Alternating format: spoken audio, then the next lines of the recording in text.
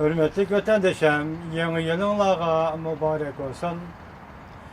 Bu yeni bir yılda sizler bastırıştan hali, kolgalıştan hali, tehditten hali, vehimden hali bir yeni yıl ötküzüşünlerini ve şundak bir turmuşka iyi buluşunlerini ümit kılınız, hürmetli vatandaşım.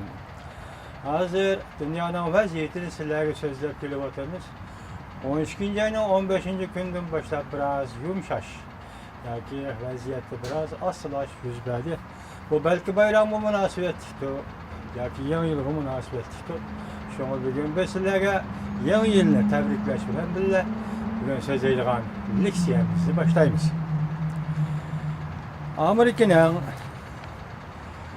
Amerika yani ittifaklaş devletler birleşip çekleş merkezi şekillen. Cenubi Deniz'de birleşme her bir manver ötküzülüdü. Mavzulu haber 12. ayının 30. günü Doğu Torbiti'de ilan kılındı. 12. ayının 30. günü Doğu Torbiti'de ilan kılındı. Evet, bundan başlandı.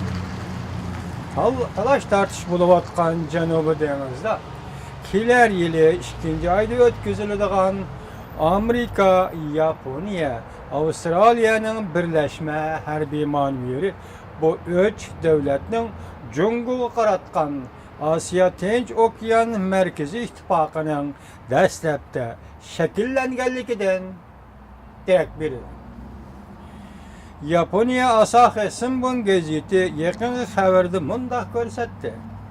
Amerika ve ittifakdaşlarının denizi okuyan küçü Cenubi Deniz'de ortak hareketini kanat yaydırış faaliyeti arkalık bu rayında Cenubi Deniz takım arallarında kuruluş kılıp harbiy aslahalarini yasagan Cungu'nu çekleydi. Cenubi Deniz ve Şarkı Deniz'i asas kılıp Asya Tinç Okyan rayonunun vaziyeti texmo nazikleşip ketdi.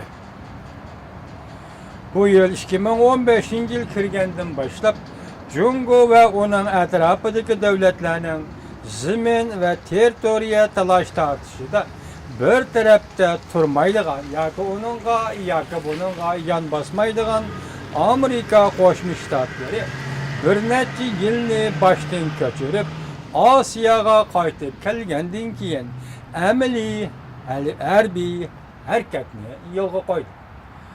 Demek bir neçe yılını baştan keçirip degende rastını aytkanda 80-nji yıllar ve 70-nji yıllarda Avrupa, onun keyin O'rta Şerqde özünün stratejik siyasatını yolga koyup bir qancha devletlerdi demokratiyalaştırgan ve Rusya Kreml imperiyasının yemirilişini qo'lga keltirib, bir nechta devletler millatlarning mustaqilligini qo'lga keltirgan Amerikaning tashqi siyosati yoki stratejik siyosati oxiri şu aldığımızda ütüp ketken 4 yıl ya 8 yıl içinde Asya'ya qaytıp geliş bilen yani Asya'ya qaytıp geldi. Bugün bir yerde bu haberini yazgan Doğu Torbiti nemi deydi? Amerika hazır bu tarafta yani Cenubi Deniz'e ta'alluq ravar bolgan tarafta harbiy hareketini yolga qo'ydi dedi.